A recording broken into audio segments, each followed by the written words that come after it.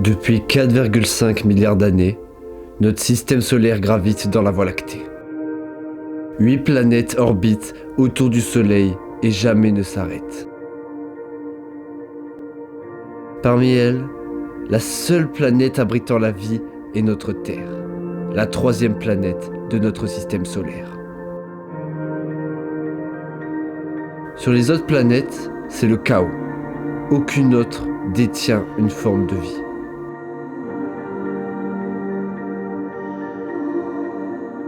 Mais un petit point sanglant situé à 220 millions de kilomètres du Soleil aurait pu concurrencer la Terre et le pourrait encore. La 4e planète du système solaire, Mars, la planète rouge. Le rouge, c'est la couleur de la puissance et de la violence, faisant référence au dieu Mars de l'Antiquité, le dieu de la guerre. Le rouge, c'est aussi la couleur du pouvoir.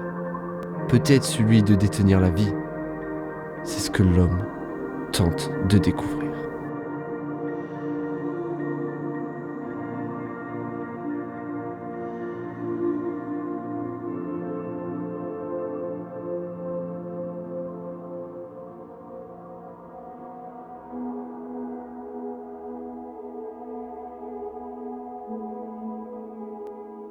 À partir de potentiels fossiles martiens provenant d'une météorite sur Terre, les chercheurs ont pensé que la vie aurait pu exister sur Mars.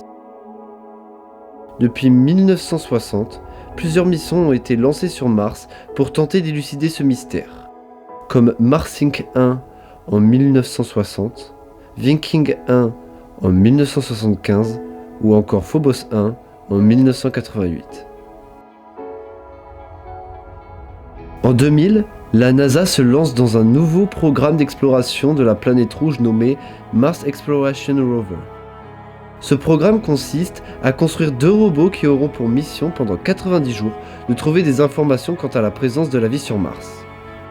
Ces 2 robots seront lancés en 2003 par la NASA et atterriront respectivement le 3 et 24 janvier 2004.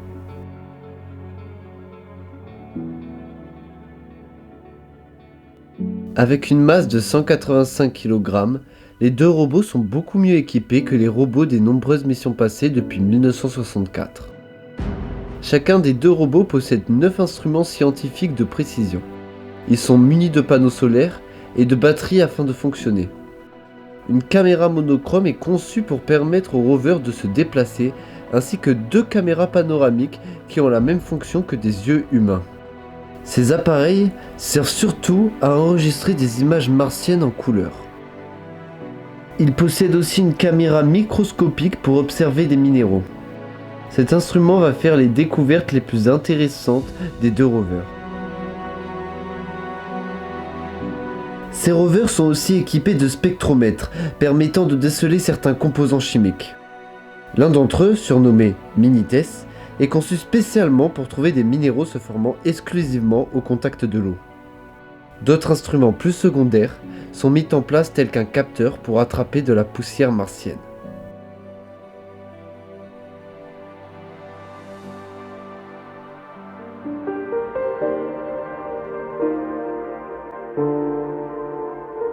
Au départ, les 2 robots étaient prévus pour une mission de 3 mois. Mais personne ne s'attendait à ce qu'ils fonctionnent pendant plusieurs années comme cela s'est produit. Les 2 rovers ont fait plusieurs découvertes qui mènent à penser que l'eau a bel et bien existé sur Mars. Mais c'est une eau acide qui ne pouvait renfermer toute forme de vie. En 2005, Spirit a fait une analyse sur des roches. Elles contenaient du magnésium et du carbonate de fer. Ces éléments ont besoin de grandes quantités d'eau pour se former et se dissolvent rapidement en présence d'acide. Cela est une preuve irréfutable que Mars a abrité de l'eau. Ce même robot a fait la découverte que sur le même site où ont été découvertes ces roches, il y avait potentiellement eu des sources d'eau chaude ou des bouches à vapeur. Quant à Opportunity, il a découvert des minéraux qui ne se forment qu'au contact d'eau acide ou encore au contact d'eau au pH neutre.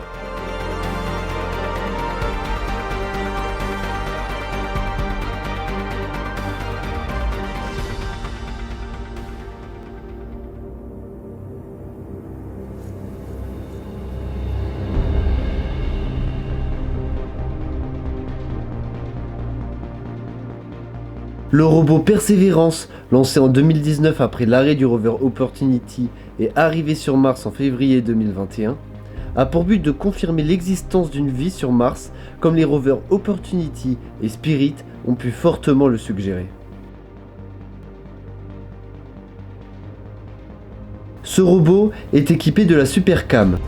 Elle permet d'identifier les multiples couches sédimentaires à distance afin d'en étudier la composition et d'essayer de découvrir un lien avec la vie. Cette SuperCam est équipée de 2 spectromètres. Un spectromètre LIBS permettant de déterminer les éléments majeurs d'une couche comme du sodium ou de l'oxygène par exemple. L'autre est un spectromètre infrarouge permettant de détecter d'autres types de composants chimiques comme les silicates, les sulfates ou les carbonates. Cette SuperCam permet donc de déceler des traces de vie sur Mars plus facilement. Grâce à cette SuperCam, Perseverance a pu faire des premiers relevés scientifiques le 7 octobre 2021. Ces résultats indiquent la présence de gros galets et blocs rocheux, témoins de forts courants fluviaux comme des crues soudaines. Mais le robot Perseverance a encore beaucoup de chemin à parcourir avant de trouver des réponses à nos nombreuses questions sur la vie sur Mars.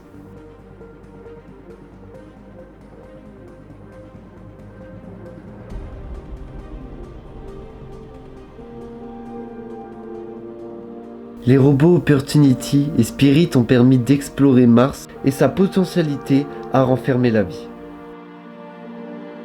Mais le rover Perseverance finira-t-il par trouver des traces de vie sur Mars ? Sera-t-il possible un jour de vivre sur Mars ? Est-ce que la planète rouge, au vu des menaces qui touchent la Terre, pourrait devenir un refuge pour l'humanité ?